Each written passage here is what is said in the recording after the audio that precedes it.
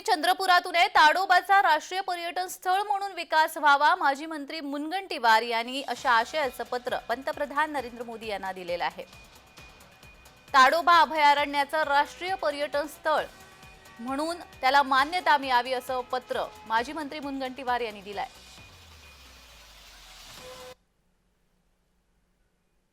तर मुनगंटीवारांशी बातचीत केली आमचे प्रतिनिधी अनवर शेख यांनी, पाहूयात।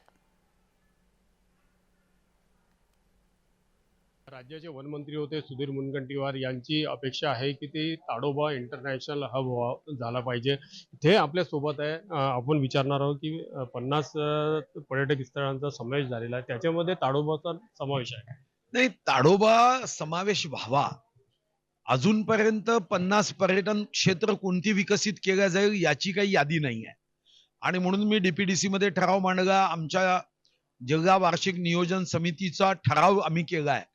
मी विश्वगौरव देशगौरव नरेंद्र मोदीजींना विनंती पत्र 7 पानाचं पाठवलं।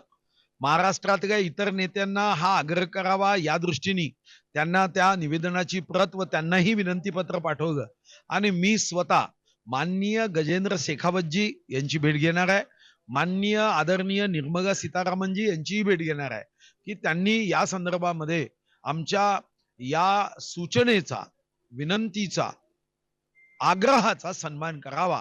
कारण ताडोबा हे वेगाने इंटरनॅशनली पर्यटकांसाठी विकसित होऊ शकतं। या ठिकाणी असे अनेक क्षेत्र आहेत की ज्या ठिकाणी असे इंटरनॅशनली आंतरराष्ट्रीय पर्यटक हे निश्चितपणे उत्साहित होऊन येतील, आणि त्या दृष्टीने 50 मध्ये आमचा जिल्हा यावा। नक्कीच, कारण की देशाचे पंतप्रधान यांनी मन की बात मध्ये 2दा ताडोबाचा उल्लेख केलेला आहे, तर काय?